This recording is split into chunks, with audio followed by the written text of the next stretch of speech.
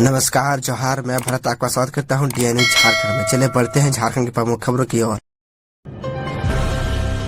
48 घंटे का झारखंड बंद शुरू, सड़क पर सुरक्षा बल तैनात, बंद की अपील करने सड़क पर उतरे छात्र, टायर जला, रास्ता रोका। आपको बता दो, स्थानीय नीति के विरोध में झारखंड स्टेट स्टूडेंट यूनियन ने 48 घंटे बंद का आह्वान किया है। बंद का असर झारखंड के कई जगहों पर नजर आ रहा है। विद्यार्थी सड़क पर निकलकर दुकानें बंद करा रहे हैं। सुरक्षा के मद्देनजर पुलिस बल तैनात किए गए हैं। रांची में 1500 पुलिस जवान तैनात है। प्रमुख जगहों पर विशेष बल की तैनाती की गई है, जिसमें मुख्यमंत्री आवास, मोराबादी मैदान का इलाका शामिल है। बंद का असर फिलहाल राजधानी रांची के शहरी इलाके में तो नजर नहीं आ रहा है, पर रांची से सटे नामकुम और कांके गुमला रोड में बंद का असर दिख रहा है। नामकुम इलाके में आंदोलन कर रहे छात्रों से सड़क में टायर जलाकर सड़क को बाधित कर दिया है। वही वाहनों का आना जाना पूरी तरह से रोक रखा है। सड़क पर ट्रकों की कतार नजर आ रही है। हालांकि किसी भी तरह की अनहोनी से निपटने के लिए पुलिस के जवान हर इलाके में तैनात है। आपको बता दें, सुरक्षा बल सीसीटीवी की मदद से भी इन इलाकों पर नजर रख रहे हैं। इन इलाकों में 2 दर्जन से अधिक सीसीटीवी लगाए गए हैं। 2 ड्रोन कैमरा भी इलाके की निगरानी कर रहे हैं। झारखंड राज्य छात्र संघ जेएसएसयू ने झारखंड सरकार की 47 फॉर्मूले पर आधारित नई नियोजन नीति के विरोध में बंद का आह्वान किया है। 48 घंटे का बंद शुरू हो गया है। डीएसपी और एएसपी ने जवानों से कहा है कि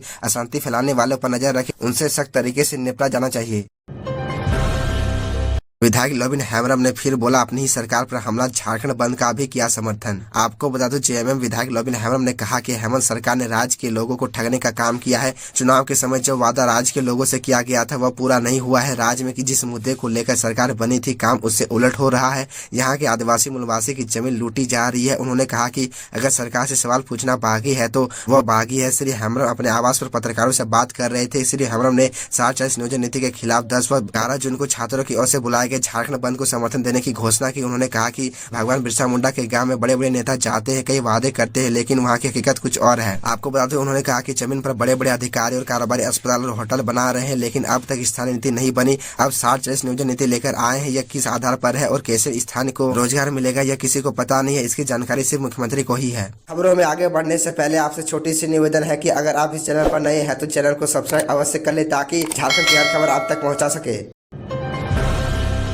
रांची से बड़ा जमीन घोटाला, देवघर में बेची गई ट्रस्ट, मंदिर, देवता और धर्मशाला की भी जमीन, निशिकांत दुबे। आपको बता दूं, रांची से भी बड़ा जमीन घोटाला देवघर में हुआ है। देवघर में ट्रस्ट, मंदिर, देवता और धर्मशाला की जमीन भी बेची गई है। गोड्डा सांसद डॉक्टर निशिकांत दुबे ने यह बातें कही। उन्होंने कहा कि देवोत्तर जमीन देवता और मंदिर के लिए होती है, लेकिन देवघर में बड़े पैमाने पर देवोत्तर जमीन की बिक्री हो गई है। चारूशिला ट्रस्ट, बालंदा आश्रम, लाल कोठी, बसु लॉज और लाहिडी कोठी की जमीन सहित धर्मशाला व मंदिरों की जमीन कई जगह बेची गई है। सांसद ने देवघर के भू माफिया को चेताते हुए कहा है कि देवघर सांस्कृतिक राजधानी है, इसलिए जिन लोगों ने मंदिर, ट्रस्ट और धर्मशाला आदि की देवोत्तर जमीन की खरीद बिक्री की है, वे स्वेच्छा से उसे छोड़ दे या सरकार को वापस दान कर दे। अगर इन भूखंडों पर भूमाफिया नजर गड़ाते हैं और जमीन वापस नहीं करते हैं तो ईडी से जांच कराकर ऐसे भूखंडों को जब्त कराने की मांग भी की जाएगी। आपको बता दूं, देवघर भूमि घोटाले की सीबीआई जांच चल रही है, यह अभी पूरी नहीं हुई है, इसलिए वो ईडी से भी देवघर में इस खरीद बिक्री की जांच का आग्रह करेंगे। डॉक्टर निशिकांत दुबे ने बताया कि नौलखा मंदिर से जुड़े चारूशिला ट्रस्ट की जमीन को बचाने के लिए वो कोलकाता हाईकोर्ट में अपील करेंगे। इस सिलसिले में चारूशिला ट्रस्ट के रिसीवर पिनाकी घोष ने सांसद से मुलाकात भी की है।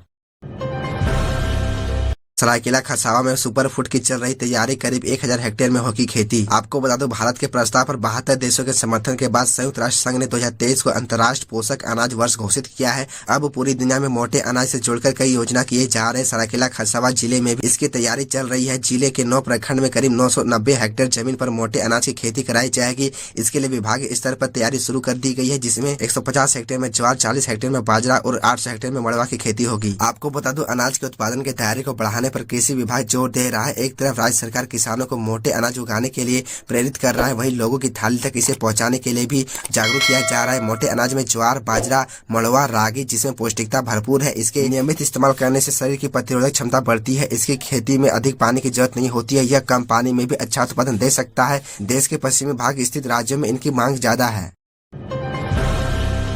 12 जून से होगी नए हाईकोर्ट भवन में सुनवाई, पहले ही दिन बैठेगी संविधान पीठ। इस मामले पर होगी सुनवाई, जनहित याचिका भी सूचीबद्ध। आपको बता दूं, झारखंड के हाईकोर्ट के नए भवन में 12 जून से सुनवाई शुरू हो जाएगी। 12 जून को यह सुनवाई 2 बजे होगी। इस नए भवन में जिस मामले की सबसे पहले सुनवाई हो रही है वो मामला है झारखंड शिक्षा न्यायाधिकरण जेठ के आदेश के खिलाफ की गई अपील। पहले ही दिन यह संविधान पीठ बैठेगी, जिसमें चीफ जस्टिस समेत 5 जज शामिल रहेंगे। इस मामले में सुनवाई के बाद पीठ यह फैसला लेगी कि जेठ के आदेश के खिलाफ अपील हाईकोर्ट की एकल पीठ में होगी या खंडपीठ में नए भवन में लिया जाने वाला यह अहम फैसला होगा, जिसमें chief justice Sanjay Kumar Mishra, justice Ratnakar Bhengra, justice Anubha Rawat Chaudhary, justice Deepak Roshan और जस्टिस नवनीत कुमार की संविधान पीठ सुनवाई के बाद फैसला करेगी। आपको बता दो 12 जून को सिर्फ इस मामले में ही नहीं, हाईकोर्ट में जनहित याचिकाएं भी सुनवाई के लिए सूचीबद्ध की गई है। इन याचिकाओं में जेल में सुधार और क्षमता से अधिक कैदियों के रखे जाने का मामला लंबित है। सजा याफ्ता कैदियों की ओर से जेल से रिहाई के लिए भी अपील की गई है, जिस पर सुनवाई होनी है।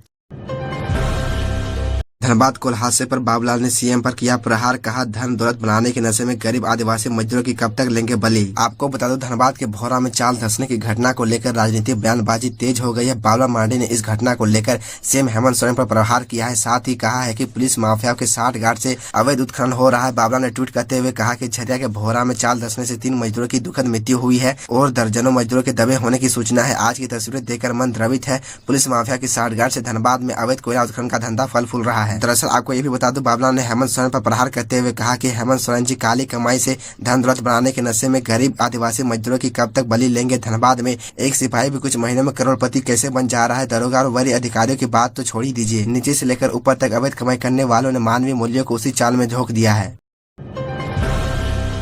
सोमवार को ईडी की ओर से दायर हो सकता है आरोप पत्र। पूर्व डीसी छविरंजन समेत 10 आरोपियों की हो चुकी है गिरफ्तारी। आपको बता दूं बरियातू रोड स्थित सेना के कब्जे वाली 4.55 एकड़ जमीन सहित अन्य जमीन की खरीद बिक्री में फर्जीवाड़ा मामले में ईडी सोमवार तक चार्जशीट दाखिल कर सकती है। इस मामले में रांची के पूर्व डीसी छविरंजन, कोलकाता के व्यवसायी अमित अग्रवाल व दिलीप घोष समेत 10 लोगों को अब तक ईडी गिरफ्तार कर चुकी है। गिरफ्तार लोगों में 7 की गिरफ्तारी 13 अप्रैल की देर रात हुई थी, जबकि पूर्व डीसी छविरंजन को 4 मई को ईडी ने गिरफ्तार किया था। कानूनी जानकारों के अनुसार 60 दिनों के भीतर चार्जशीट दाखिल नहीं होने पर आरोपियों को जमानत का लाभ मिलने की संभावना रहती है। ऐसे में इस अवधि को पूरा होने से पहले ईडी की ओर से चार्जशीट दाखिल किए जाने की बात कही जा रही है। तो यह थी झारखंड की टॉप बड़ी खबरें, और इसी तरह झारखंड की छोटी सी बड़ी खबरों को देखने के लिए आप हमारे चैनल DN झारखंड को सब्सक्राइब कर ले और बेल आइकन को प्रेस कर ले, जिससे आपको झारखंड की हर छोटी बड़ी खबरों के अपडेट आप तक पहुँचता रहे।